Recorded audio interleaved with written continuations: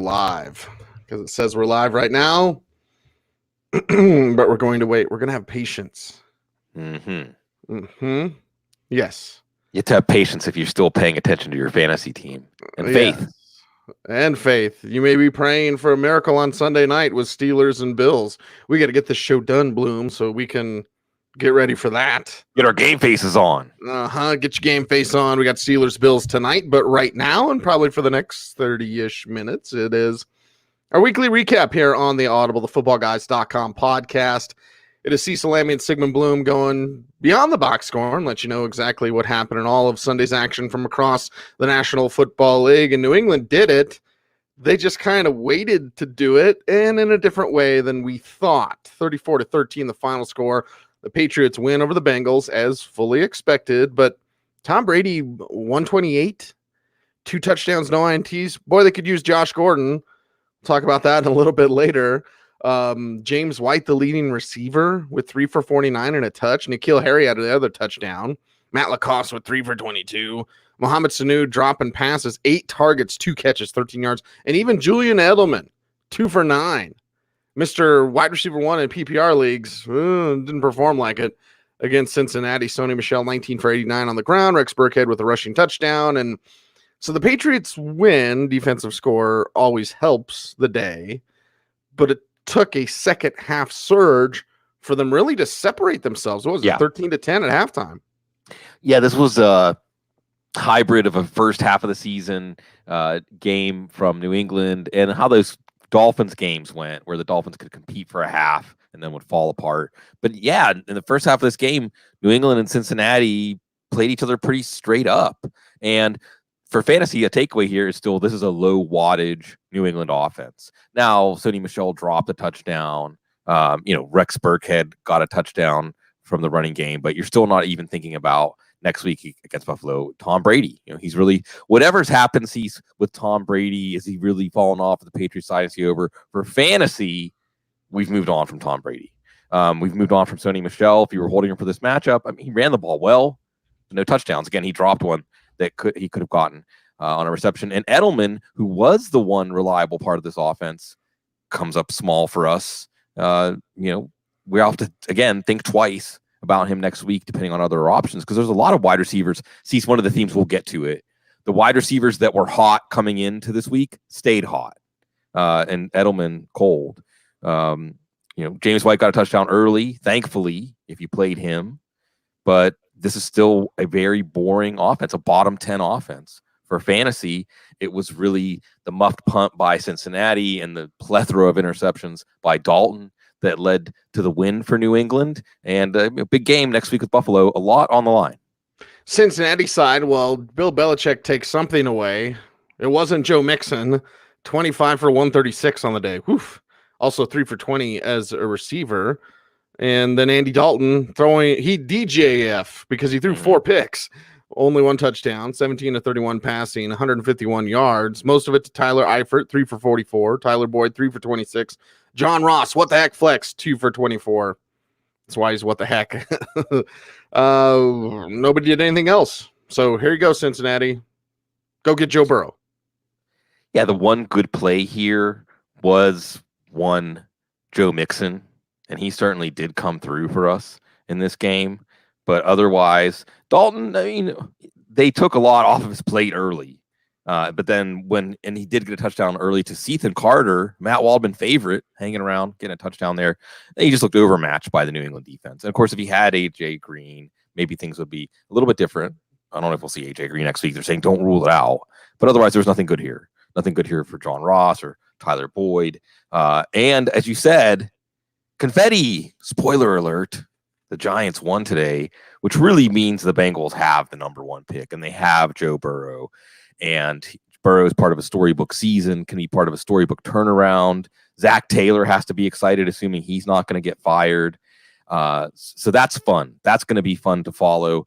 And for the Bengals, you can at least dream, Joe Goodberry and company, of a transformational figure. I mean, at least if you're going to tell the first chapter of a transformational figure for a franchise, it sure looks like Joe Burrow's. We haven't got the finish yet. We haven't got Joe Burrow's December 28th and hopefully another game. Well, I say that hopefully because I'm down in Louisiana. It's just It's all seeping into me. I want to see it because the title game is in New Orleans, so it might be. Oh boy, yeah. Oh boy. See, there might be a Saints playoff game and the national championship game with LSU back-to-back days in the Superdome. Wow. So wow, Bengals fans, it was worth it. This is like the phoenix rising from the ashes. Cecil, this was what this birthed this season. Joe Burrow took a picture with Boomer Esiason holding a Bengals helmet. And I was just like, yeah, that's right. You feel that. That's right. LSU has a quarterback. It's still a weird world that we live in. LSU has not just a quarterback, but a quarterback that's going to go number 1 overall and a head coach that isn't the devil, Nick Saban. 38-17, the final score. Tampa Bay was devilish against the Lions. Man, whatever. Jameis Winston, 4 touchdowns, 1 INT, 458 yards passing. Chris Godwin gets 5 for 121, then leaves with a hamstring injury. Bloom, tell us the latest there. Yeah. Rashad Perriman comes in, gets not 1, not 2, but 3 touchdowns on the day, 5 for 113 and 3 TDs. Scotty Miller with a touchdown as well. He gets 3 for 49 on the day. OJ Howard, 4 for 46. Cameron Brate, 3 for 33. Justin Watson, only 2 for 17. So everyone gets something except Justin Watson. Ronald Jones doesn't do anything. You shouldn't be starting him anyway. This was all about Jameis, and just have that feeling, Bloom. Bruce Arians found his quarterback. Yeah. And this late surge from Jameis certainly shows what he can do against a bad opponent, but whatever. Mm-hmm. Well, look, again, there's a couple of layers to this. One is justice in fantasy football. And I'll say this for justice, because I didn't like the idea. See, they come out before the game that Winston's wearing some sort of glove on his throwing hand that has some sort of protection for his thumb.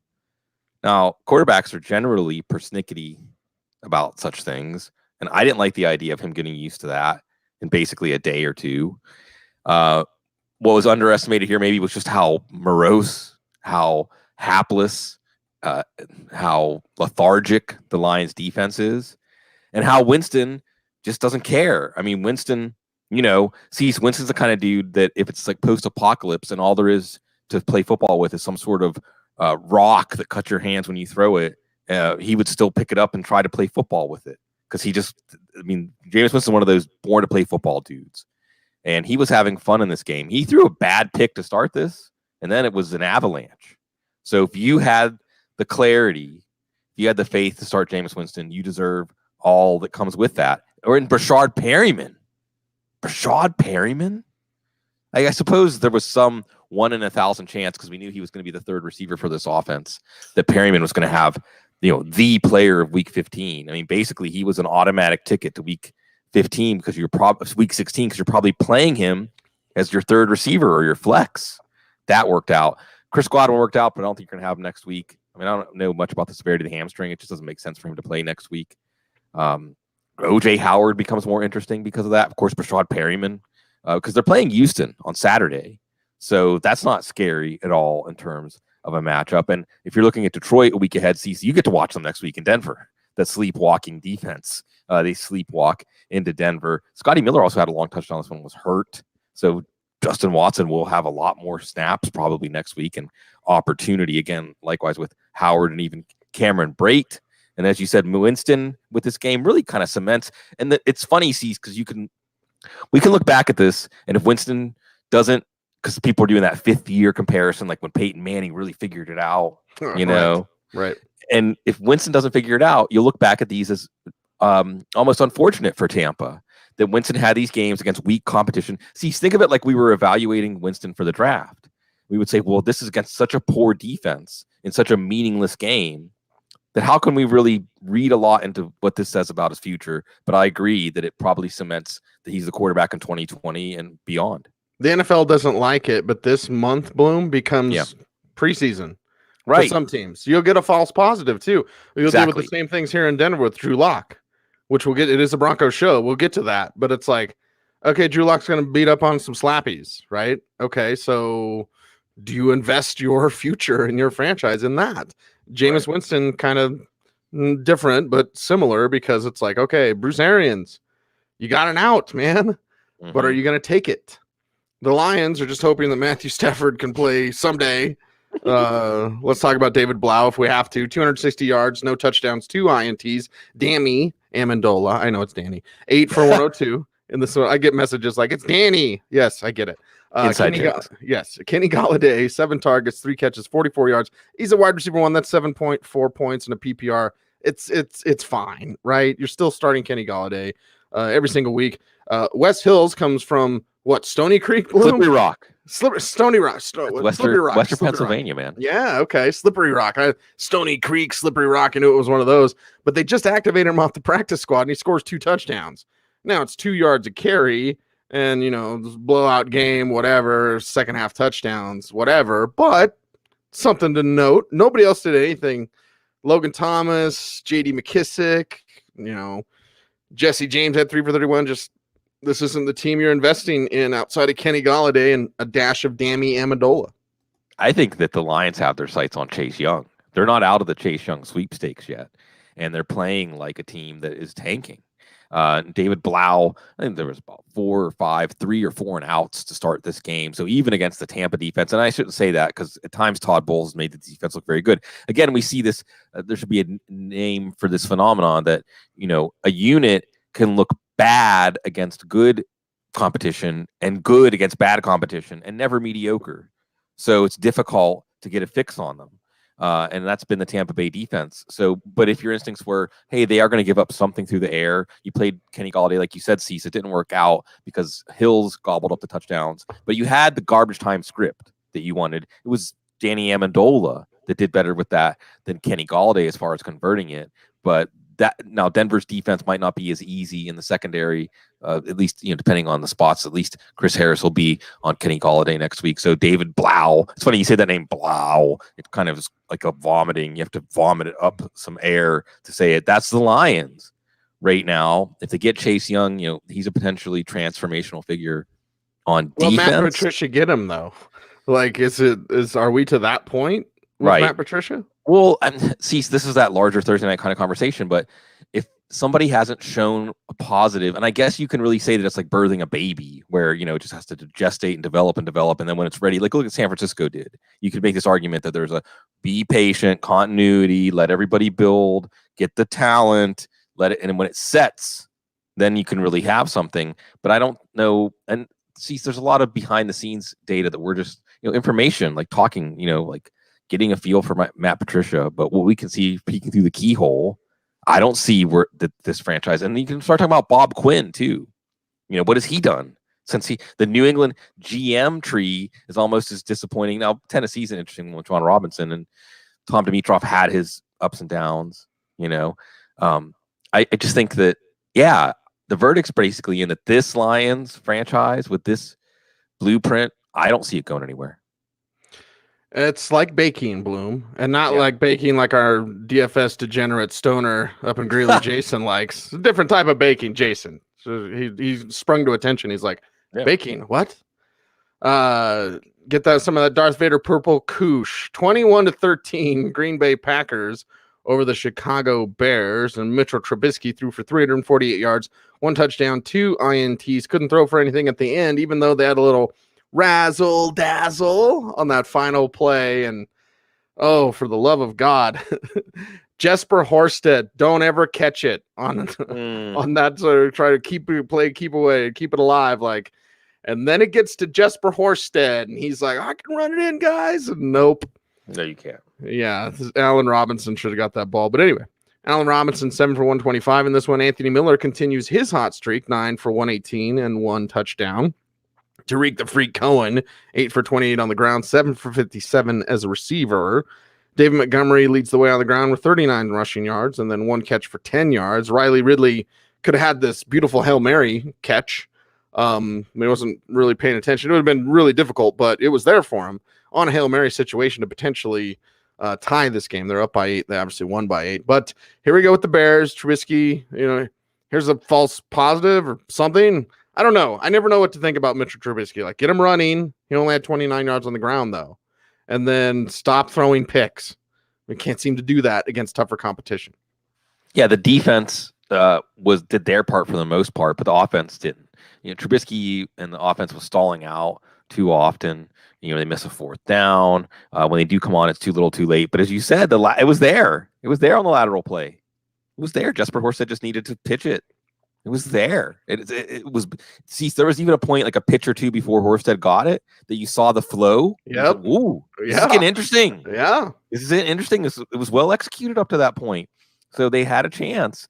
Trubisky, the stats were there. Certainly if you played him, it wasn't that big of a letdown. And I think he's shown enough. The arrow, I don't know if it's truly pointing up, but it's not pointing down like it was earlier in the year. Interesting, too, by the way, that Nagy gets KC and Andy Reid next week. So, again, is it good that Trubisky's playing himself into more time as a starter, similarly to Tampa? I mean, maybe not, but I think that this is what it means, Cease, when you take a quarterback that high in the draft. You're kind of hitched to him. David Montgomery is still just pedestrian, honestly. Tariq Cohen comes through in the receptions and the passing volume. I suppose that's not a bad theory. We'll revisit that next week. And then there's Anthony Miller. Man, this is what in your mind's eye you saw. Ooh. Why did it take an injury, though, for him to do this? I don't know. That's what pisses me off about it. Right, it's like, right. Wait a second. This was there. We saw this pre-draft process. Like, okay, this kid can play. And then he's got to wait for an injury to do this? He's on one of the hottest streaks in the league. Right. I want to say earlier in the year, there was a little sense of like practice habits or something like that. Don't quote me on that maybe he wasn't in the best graces of the coaches. But yeah, after Taylor Gabriel gets that concussion, now there's no looking back. And Anthony Miller in the mold of this kinds of receivers who've done so well with the Steelers, Deontay Johnson, latest one there, separation, changing speeds, route running, toughness after the catch, toughness at the catch point, not a burner, not a huge receiver, not a physical specimen, but a highly skilled player. And his breakout has arrived. And Allen Robinson, because of the game script, did well in this one. And, again, it looks like coming out of this, I mean, it's not a failure of a season for the Bears, but it's not what they were looking for. It's not building on what they had last year. I don't know if they can do that next year with Trubisky. We're just going to get in a holding pattern with this team probably until they move on from at least Trubisky, if not Trubisky and Nagy. And again, I'm fascinated to see what Kansas City, an organization that knows them well, will do against them next week. Green Bay side is pretty easy because it's Aaron Jones and Devontae Adams. Yeah. That's about it. Because Devontae Adams was 7 for 103 and a touch. Aaron Jones with 13 for 51 on the ground and 2 touchdowns. And no, didn't do anything as a receiver. Okay, there you go. Jamal Williams, 26 rushing yards, 7 receiving yards. Nobody did anything else. Jake Camaro had a catch for 49 yards. Right. And Aaron Rodgers, start your studs. Aaron Rodgers wasn't a stud today. No. And now, again, so this is going to be familiar, right? Because we've talked about this on the show multiple times this year. Oh, well, Aaron Jones got 2 rushing touchdowns. Those could have been Aaron Rodgers passing touchdowns. Oh, well, Marcus Valdes-Scantling early in the game, I think maybe it was his first drive, had a 70-yard touchdown just go right through his hands. I mean, just, out away from the defense, Rodgers puts perfectly on him, and somehow it's like he closed his eyes at the second the ball arrived or something. And you start, Rodgers could have hit. But we've been making excuses for Rodgers all year. We've been doing that because we drafted him high, because we thought Matt LaFleur at least is going to turn this around somewhat. But it's the same kinds of problems. And also, it's not a problem, really, that Aaron Jones is so effective finishing drives. So if you played Aaron Jones, you got the touchdowns you're looking for. You didn't get the passing game involvement you were looking for.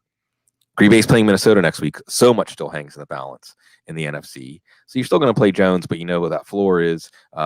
Adams getting on the injury report again this week, a little hesitation just to see what happens. But he's fine. He looks good, and that's it. Nothing else. So many teams now, Green Bay, Minnesota, Seattle, and San Francisco, I think, all have scenarios where they could be as high as a team getting a bye or even the number 1 seed. I don't know if Minnesota can do that, but they can certainly win the division. Or falling all the way to the number 5 seed. Green Bay is one of those teams. And it sees, again, like you don't come out of this game feeling like, well, they're marching on to, division championship and a home game and a bye. They're getting by. We'll see what they do in Minnesota next week. Texans and Titans, one of the premier games to watch today. And you saw Houston get the win in Tennessee, 24-21. Good thing we see a rematch in 2 weeks. to wrap up the season. But Deshaun Watson today, 2 touchdowns, 2 INTs, 243 yards passing, also 32 yards rushing. Carlos Hyde did most of the damage, 26 for 104 and 1 touchdown, long carry of 11. So it's just a grinded out type of day. Nuke is Nuke. He's going to do his thing. 6 for 119 for him. Will Fuller actually played 5 for 61 for him. Kenny Stills gets the 2 touchdown grabs, 3 for 35 and 2 TDs. So when Fuller's back, you're thinking, Stills won't do much. And then when Fuller's out, you'll think Stills does something like last week and then he does nothing. Whatever. The convoluted combination of those wide receivers outside of Hopkins, Bloom, helped get the job done today in a huge contest that, Tennessee had a chance at the end. Not much of one, but they did have a chance. Convoluted combination. That's one of your best works, Cecil. Put that on the best of 2019 list. This was a wild game. This game just had breathtaking swings from the get-go. We saw Deshaun Watson get picked twice in the end zone, including early in the game. And you look at that again, he could have had a much bigger day if those drives ended touchdowns that he's partially or fully responsible for.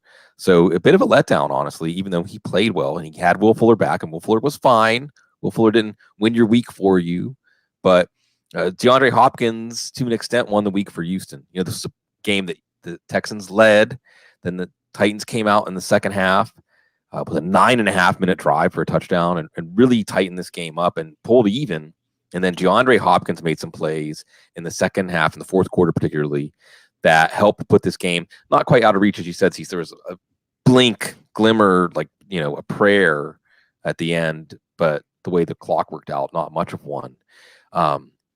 You also had in this game, you said Stills getting those touchdowns.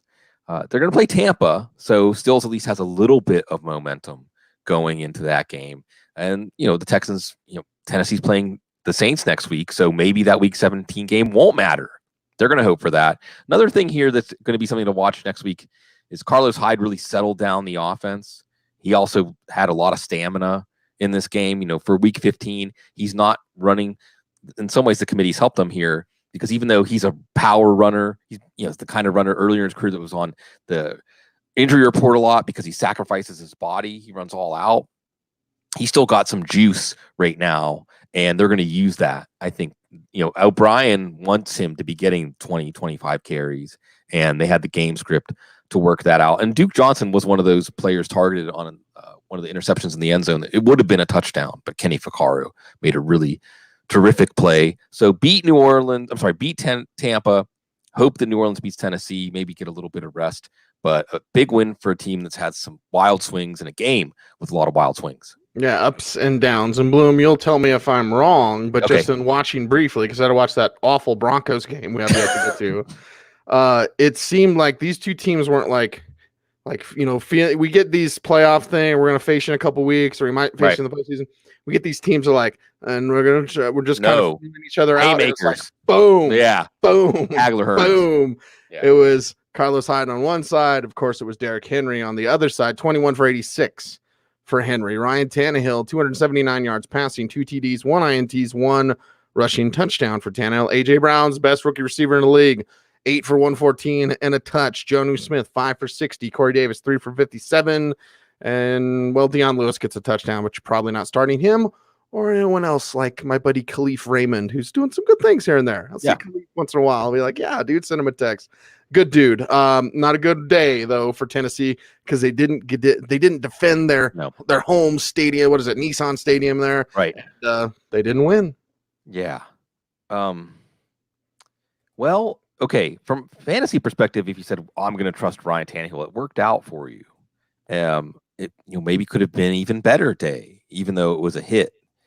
But Tennessee had one of those a la the Chargers, find a way to lose kind of games. And Mike Vrabel didn't help. There was a blocked field goal. And they were, they had a blocked field goal, a big turn in a game earlier this year. Was it Kansas City? I can't remember. And this time they have a field goal blocked against them. There was a drive in the first half when Anthony Ferkser looked like he was going to catch it and go in for the touchdown. Justin Reed makes a big hit. Whitney Merciless grabs it. He starts looking like James Harrison in the Super Bowl against the Cardinals, gets it all the way down inside the 10. That helps settle down Houston also, that short field drive, that touchdown to Kenny Stills. Then they have to scratch and claw their way back in, and they decide to do a fake punt. Brett Kern has throwing like a bomb. What are you doing with a play? I'm not saying it's impossible to work, but you're a desperate team if whenever you're behind, you're calling plays where your punter's throwing a pass, unless it's Johnny Hecker. So Tannehill's still passing well, and this offense still looks good. They're leveraging off of what Derrick Henry does to find players running open in the open field and hitting them in stride. Tannehill still looks good. Henry was not a hit because he didn't score. There was a 4th down at the end of that 9.5-minute drive where Henry had been stopped at the goal line, and then because of that, and very correctly, they just called the bootleg, and Tannehill walked in. So give Henry the assist. I know that's not very helpful for fantasy, but I don't think that hamstring really bothered him a lot. He didn't break into the open field. In some ways, it's just those games when they play from behind, Henry just doesn't get going as much. And if you survive it, of course you're playing him next week. Jonnu Smith, he looked like something out of a lab, like early career Vernon Davis. When he was getting into the open field, he was running through guys. I think Justin Reed on one play was just bounced off of him. So he's an interesting player going forward when we're looking for a Week 16 streamer. And of course, we just got to talk about A.J. Brown. What is he going to become when he grows into his paws? He looks like mid-career Anquan Bolden, but with more juice right now. Mm-hmm. And if you trusted him again, these hot receivers coming in, guys like Terry McLaurin was coming on, but Anthony Miller comes to mind. Right. A.J. Brown. If you just said, okay, there's been ups and downs. I mean, the matchup should have been juicy to play A.J. Brown anyway, but the way he's been playing, that carried over. Even Corey Davis isn't dead.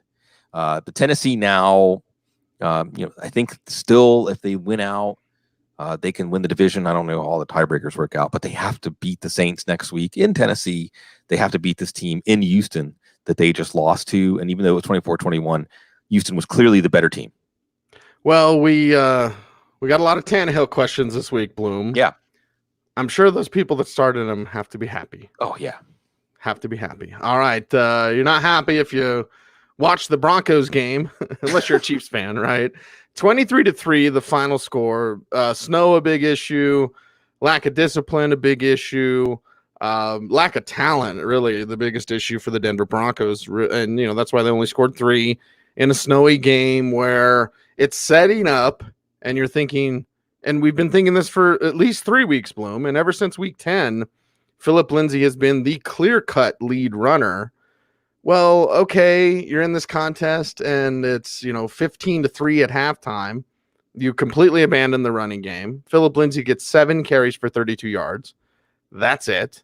Royce Freeman gets 5 carries for 12 yards. That's it. Also 4 for 14 as a receiver, and Lindsay drops 2 passes that are thrown to him because he can't catch. Drew Lock out there, he's trying, man. 18 for 40, 208 yards, no touchdowns, 1 INT. Could have had multiple INTs. Could have had a multiple pick sixes, by the way, that were just dropped by Chiefs defenders. Cortland Sutton goes over 1,000 yards and 4 for 79 on the day. Just love the fight from him all game long. He kind of hates Kansas City. And they alluded to that on the broadcast, so I'm not giving away any secrets. But it was interesting to see his fight, even a little bit of a shoulder thing. We'll watch the injury report during the week, but he came back and missed like a play. So, but Cortland Sutton, about the lone bright spot if we talk Broncos offense. Noah Fant had 2 for 56, and then he gets a little bit banged up in this one too. But if you're out there trying to keep up with Pat Mahomes and you're using Tim Patrick and Deshaun Hamilton and Andrew Beck and Troy Fumagalli, it's not a recipe for success, man. So lack of talent and lack of lots of stuff. Yeah. Lack of hot takes for this Broncos game. Yeah, well, there's been some games they lost in the fourth quarter this year, Cease, and you could say, well, they were kind of close to being a playoff team. And then you watch 2 games against the Chiefs, they get just ramsacked. And one of them was without Mahomes for most of the game. Yeah. So that's your measuring stick in your division, of course. It's going to be fun to watch Drew Lock play. He wasn't overwhelmed by the surroundings from Kansas City. He kept going for it. You did see Noah Fant get free. As you said, he got a little banged up. Cortland Sutton came on, had enough in the second half. It wasn't a big game from him. But, and again, this was like the Jameis Winston thumb. Now, it wasn't really a lot. And Philip Lindsay, I know he had a touchdown recently, but even since he's become the feature back, and this was a Kansas City defense that we were talking about as a vulnerable defense that we targeted in fantasy football.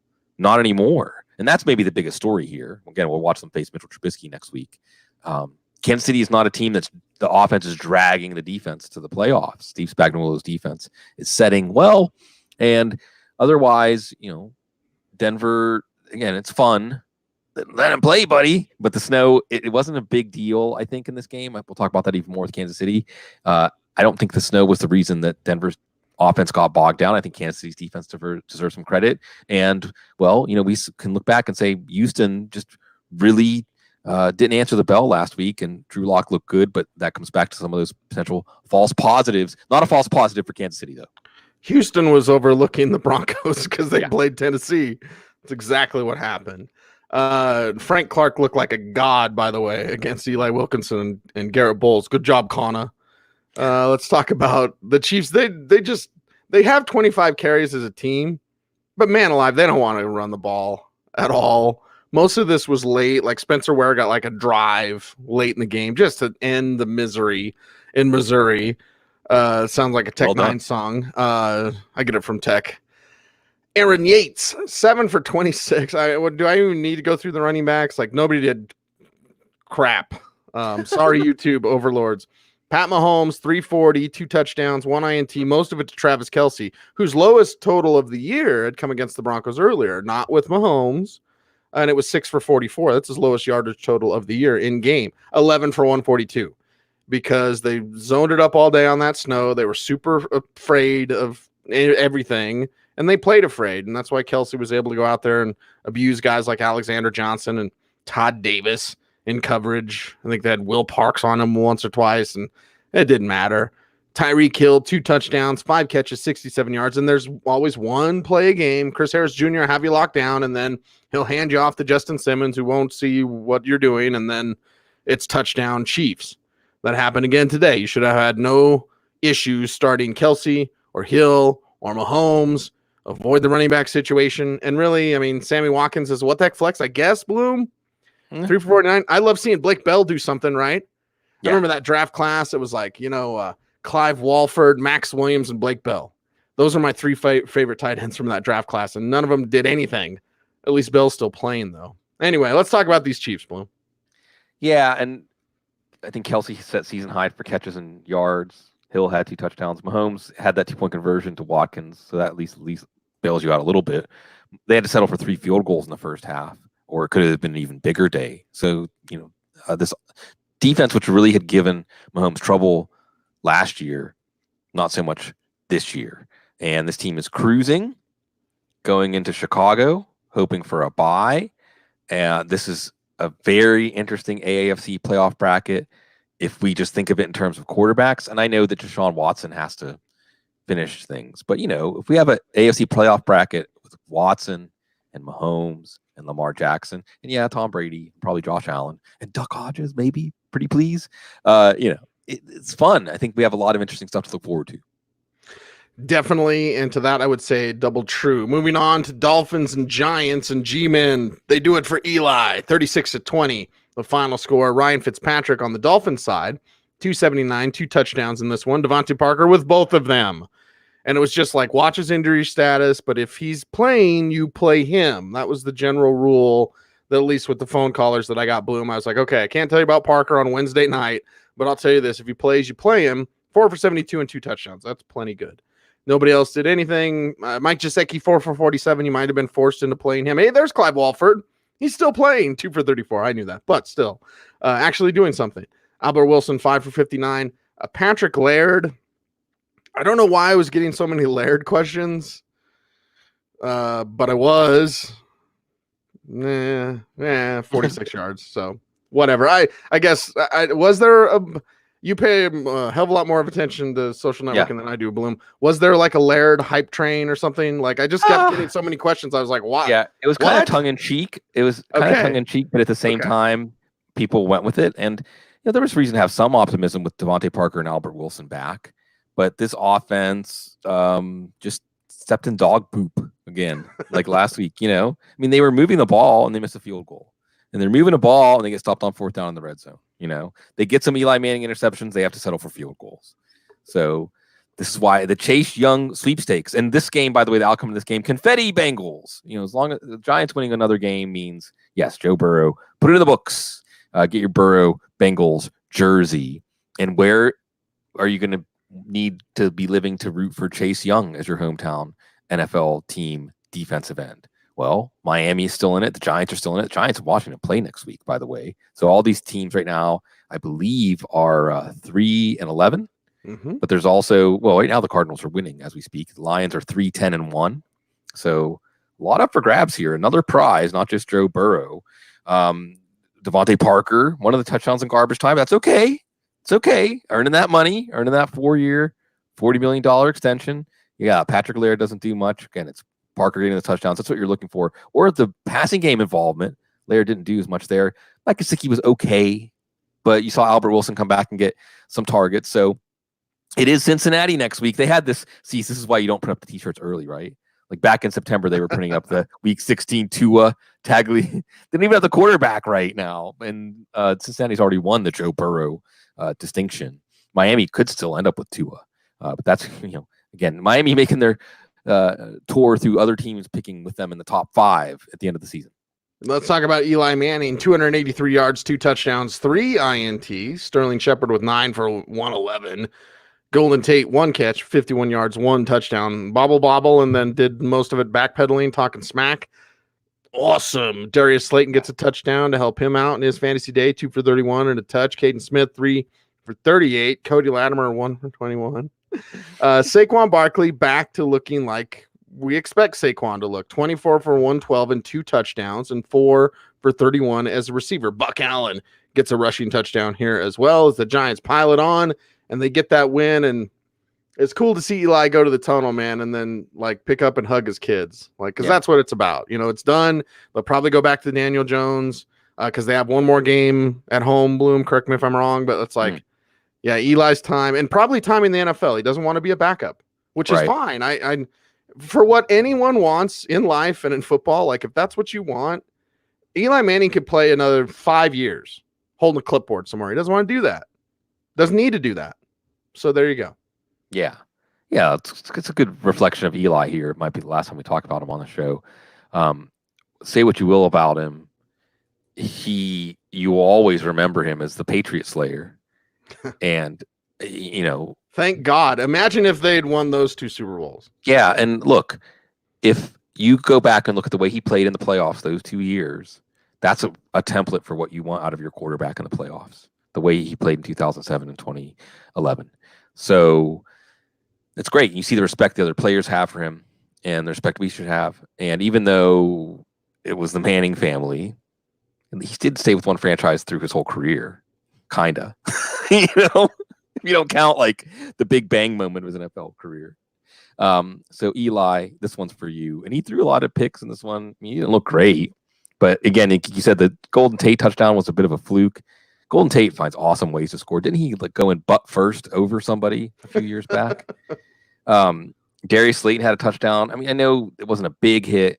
If you played Darius Slayton, you were hoping for more, but he wasn't a dud either. Sterling Shepard wasn't a dud. Sterling Shepard looked fantastic in the second half, making a lot of plays for this offense. So Daniel Jones has this to look forward to. And Saquon Barkley. And since we've been saying it all year, Miami is like tonic for offensive players. You're going to get well. You're going to feel better. You're going to look like yourself. You're going to feel like yourself. Even Buck Allen scored a touchdown in this game on Miami. I'm not saying we're going to play our Cincinnati Bengals next week, although obviously we're going to play Joe Mixon. So again, Chase Young sweepstakes implications. Miami, the Giants, Washington, those 2 teams playing so the next week. Miami playing Cincinnati, so they could win and hurt themselves there. Detroit, they don't look like they are going to be capable of beating anybody, even the Broncos next week. Big prize for somebody coming soon. Eagles 37, Washington 27. And let's talk about Carson Wentz. A lot of Wentz questions this week, too. 266, 3 touchdowns, no INTs, also 9 yards rushing, because that counts. Zach Ertz, and listen, the wide receiver unit, just like nobody there. So you're thinking, it's a big Zach Ertz. Good thing they got Zach Ertz and Dallas Goedert. 5 for 61 and a touch for Ertz, 5 for 55 for Goddard. And then here comes Greg Ward, 7 for 61 and a touch as their lead receiver. Miles Sanders gets a receiving touchdown, 6 receptions, 50 yards, 1 receiving touchdown. Sanders also was 19 for 122 and 1 rushing touchdown. So he was as big. You considered him an RB1, a top 10 fantasy running back this week. He paid off for you. Boston Scott even got 7 catches for 39 yards. If you had him in, it's a what the heck flex. But they find a way, Bloom. It's not pretty. Washington had some momentum, right? 14-10 at halftime. And, well, Philadelphia just kept churning away with Sanders, Ertz, Goddard, and Ward. It was a back and forth game. This has been the story. Like you said, it's not pretty, Cease. These Eagles teams of the last 2 years that have overachieved. There are various points at this time in the season where you feel like it's very tenuous. It's all hanging by a thread, but they keep it alive. This time it's Carson Wentz's turn, though, as Nick Foles is on the bench in Jacksonville.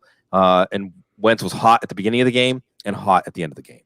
And that was enough, even with only one real NFL caliber receiver. And they didn't even realize he was NFL caliber, maybe until this game, although Greg Ward's been better than Nelson Aguilar the last few weeks. Anyway, Wentz comes through for you. You got Wentz going. And next week, the the main event as Philadelphia, and I'm not sure how it works out with the tiebreakers, et cetera, but they're still alive. And if they beat Dallas at home next week, I believe they could move into first place in the division. It was Miles Sanders' breakout game. Miles Sanders, another one of those golden tickets to the finals if you played him, because he's probably your running back 2, or maybe even your flex. And yes, like he'd see Cecil's words here. Boston Scott still caught 7 passes and had about 60 total yards. He was still an important part of the offense to keep the chains moving, setting up good down and distances. He's going to remain part of this offense against Dallas next week. Dallas defense at least didn't look good last week. Dallas Goedert made a few plays. This one had one great one-handed catch. So none of it has been the way they drew it up. None of it has been the way they planned it. But we know this team is dangerous once you get into the playoff bracket. They, again, overachieve.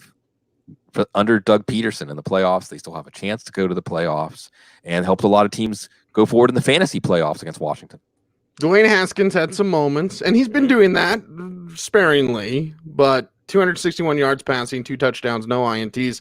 McLovin, Terry McLaurin, 5 for 130. I am hell-bent on changing this whole stupid, scary Terry nickname. It's McLovin, people. Terry McLaurin, yeah, what's up? 5 for 130 and 1 touchdown. Steven Sims, 5 for 45 and 1 touchdown. Nobody started him. Might have started Adrian Peterson, who now passed Walter Payton on the rushing list for rushing touchdowns.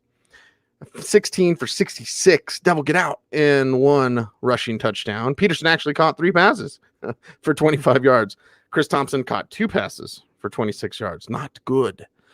And again, there's a little spark, a little something. Haskins a little once in a while, and he'll show it. And certainly McLovin can play. We know that. But Washington, this is what you get. Yeah, well, what they get is that they're not really that far off of the top of their division right now in terms of the quality of the team, even though they're rebuilding. Yeah. McLaurin had the long touchdown to open, so you were happy. You got that out of the way. Peterson, how amazing is it that we're still talking about Adrian Peterson as a fantasy relevant running back? I think he moved up to 4th all-time in touchdowns and just effort, full effort. I mean, say what you will. He leaves everything on the field. We'll see him against the Giants next week, and we'll tell you probably play him. Haskins, I think, had the best game of his young career in this one, but it is Philadelphia. So see some that. I mean, I guess for these young quarterbacks, there's no such thing as a false positive because you're building confidence, because you're creating a template for success. It was a successful day for Haskins. Even Steven Sims, a youngster, making some plays here. But Washington can get their eyes on the prize. Sees again. Think of Chase Young, Montez Sweat. That could be, and Brian Kerrigan. Teaching both of them how to play edge as a pass rusher in the NFL. It could be fun. So those 3 other backs in front of Peterson, Bloom, I forgot the third one. I feel so embarrassed because they're going down the list. I'm like, okay, I know he's behind Emmett, and I know he's behind LaDainian. The other one, you got it? Do you know it? But without Googling it, do you know who else that Adrian did he just pass Walter Payton, or is Walter passed Payton? Walter Payton, but there's a third back that I unfortunately forgot about. Is Marcus Allen. Marcus Allen. Yeah. Marcus Allen scored a blankety blank load of touchdowns. So hat tip. All right. Final game we're going to talk about. We'll go over the afternoon games briefly as we prepare for Steelers Bills tonight. Coming up in about 3 hours. But 30-24, Seattle gets the win over Carolina, and Carolina stormed back. Falls short, though. Russell Wilson, 286 yards, 2 touchdowns, no INTs. Why is Josh Gordon throwing a pass? Let's use Josh Gordon more, not as a quarterback. He threw a pass, he threw a pick. He did catch a 58-yard pass, which had Twitter exploding, being like, New England could use a receiver like Josh Gordon. The fingertip grab, 1 catch, 58 yards. Tyler Lockett, we're back. If you had faith, Bloom, you were rewarded. Tyler Lockett, 8 for 120 and 1 touchdown. DK Metcalf, 2 for 36. And the other touchdown, nobody else did anything. Have to mention Chris Carson, who did most of it, 24 for 133, 2 rushing touchdowns. And, we thought, hey, no Rashad Penny. Maybe we'll see a little bit more Procise. Nah, 5 for 15 for CJ Procise, and then 1 for 10 as a receiver. So here you go. Lockett back, and lots of Carson. Sounds like a recipe for a win. This went right by the script for Carson against the run defense in give up mode. Carson had, I think, 47 yards in the touchdown on the opening drive. If you played Russell Wilson, he played well. This went well for you. It just happened that game was too easy for Seattle. So he only had to throw the ball, I think, 26 times. But it was enough to support Tyler Lockett. It was enough. DK Metcalf with a similar line to Darius Slayton, not a bust, but got a touchdown. And it was just beautiful over Dante Jackson, who's a good cornerback. And DK, with his release and his speed and his route, Dante Jackson is not slow. Dante Jackson is known as a speed corner. And DK Metcalf got off that step, and Russell Wilson knew exactly where to put the ball. And that was fun to watch. As you said, look, Josh Gordon did have a long catch in this one. I don't know why they had him throw a pass. Although Trey Boston did a good job undercutting that. It was there. Jacob Hollister wasn't much there. Maybe the biggest thing to come out of this for the Seahawks is Bobby Wagner gets hurt. But they get the win, and still a lot up for grabs. They could be the 5 seed. They could be the 1 seed. They still play San Francisco. They get Arizona next week. San Francisco gets the Rams. So, see, it doesn't feel like the Seahawks should be a team getting a bye in the NFC. Still very much within reach for them. And the team, they do what they need to do to beat a very inferior Carolina team. And we say it every week. I don't know what the answer is, but it ain't Kyle Allen. Nope, it's not. 3 picks for Kyle Allen, 1 touchdown, 277 yards passing. Christian McCaffrey threw a pass. It's the only thing he didn't do today that didn't work. 19 for 87 and 2 rushing touchdowns, and 8 for 88 as a receiver for Christian. He was stuck on that devil line, 6 for 66 for a little bit. I was like, come on, Christian, get a little bit more. And he did, because he always does. Curtis Samuel, 5 for 31 and a touch. DJ Moore, 8 for 113 in this contest. Ian Thomas, 2 for 23. Thought there'd be a little bit more there. But it was almost all McCaffrey with a dash, and quite a bit of DJ Moore, and a dash of Curtis Samuel. Yeah. McCaffrey. Putting together the fantasy MVP performance. And I guess if you factor in draft capital, then Lamar Jackson maybe is the MVP. Either way, if you had McCaffrey, he delivered what you wanted and then some, even though, again, this offense, for a while, he was the whole offense. There was this juncture where I think Kyle Allen threw 2 picks in 5 plays. And the Seattle defense, and they came through for you, by the way, if you decided, hey, every defense against Kyle Allen's been good lately for fantasy, so I'm going to try Seattle this week, even though they're on the road. That worked. And even though the Legion of Boom has been dismantled, they still had Wagner and Wright. That was the common link back to those great defenses. Wright had those picks within 5 plays of each other. Wagner gets hurt in this one, though. So, again, that's something to watch going forward. Kyle Allen, because he's so bad, he gets to get some garbage time numbers. So he actually had a chance to come back and maybe get in this game late. So you piled up some numbers for DJ Moore. Curtis Samuel got a touchdown in this one. Like you said, Ian Thomas was the only real disappointment.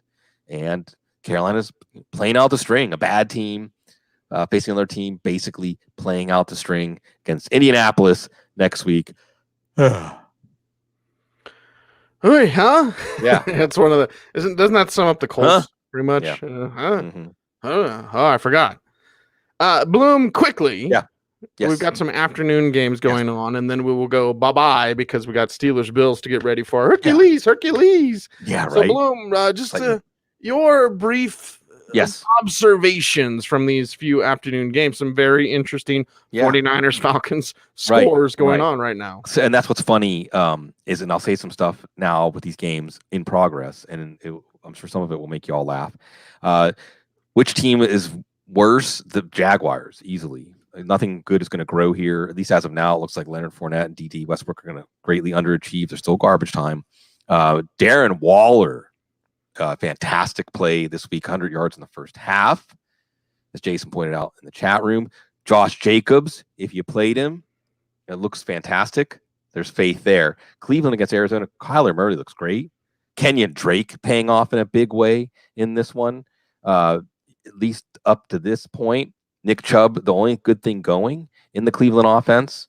On the Arizona side, you've seen Larry Fitzgerald do a little bit, but mostly it's Kenyon Drake doing the damage as Arizona may be getting themselves out of the Chase Young sweepstakes. Minnesota's got a defensive touchdown. We also saw a touchdown in this one to Irv Smith. So nobody else in that offense really excelling. On the Chargers side, Mike Williams and Keenan Allen are coming through with Phillip Rivers again throwing a pick here, and we also saw a sack return for a touchdown.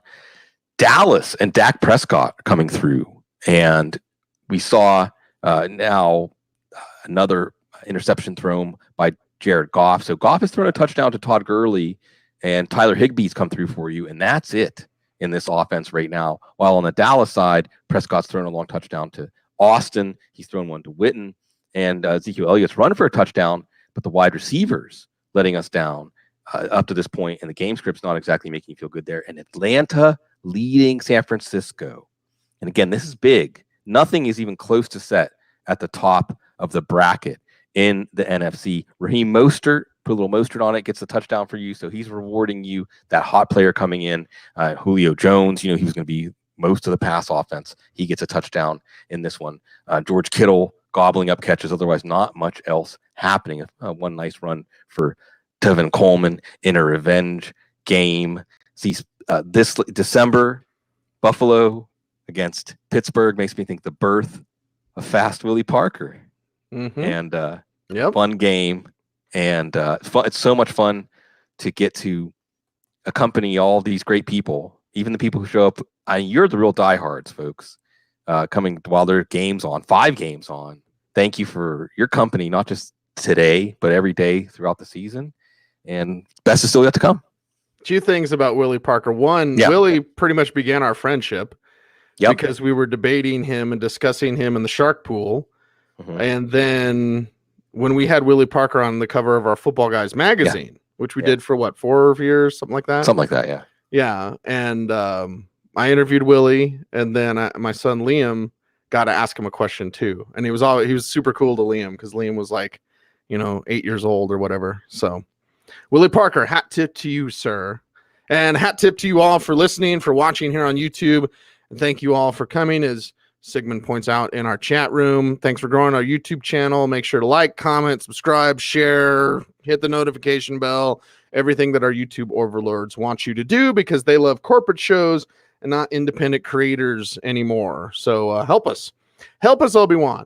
And of course, thanks for listening on Apple Podcasts, huge audience there, and on Spotify, our new audience, which is huge as well. So thank you for that. He's Sigmund. I'm Cecil. We're the Audible. Stay tuned and stay frosty.